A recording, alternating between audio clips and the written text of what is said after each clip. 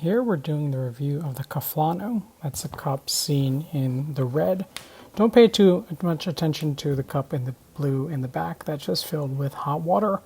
So the Caffelano can be split into, I'd say, at least 4 distinct pieces. There's that cap that I've just pulled off that you can put the hot water, the grinder piece, the filter, and then the coffee tumbler that you'll be drinking out of. There's the coffee grinder there. Nice handle action. And what we do to set up the grinder is putting the grinder on top of the hot water cup and screwing it in.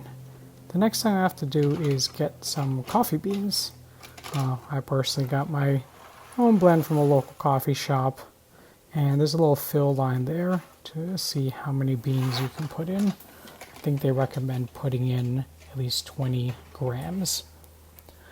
Some people have complained that there's no top side sort of spill cover for the grinder, but I personally didn't have too much problems with this. I sped up the grinding process, but honestly, this is probably the most work-intensive part of making the cup of coffee. Yeah, I would say at least 5 or 10 minutes of grinding itself every day for my one pour-over cup. From here, we just unscrew the grinder, give you a little view there, and you can actually set the grinder to different speeds and different cuts and sizes, actually. And then the final step is really just positioning this over the cup you're going to be drinking out of and putting hot water through the top. So again, yeah, the blue cup was just my source of hot water for this video, and spill a little bit of water there. Just pour the hot water somewhat evenly across the top.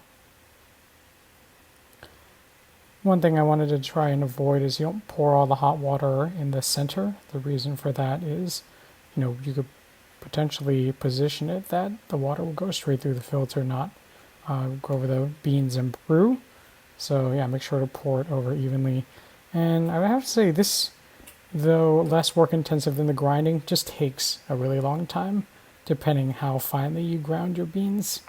But about 2 half pours there out of the warm cup, and you can actually see the coffee draining through at this speed.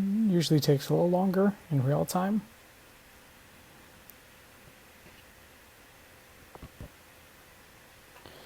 And that's sort of it. I mean, there, have a nice pour over coffee. I really do love this system.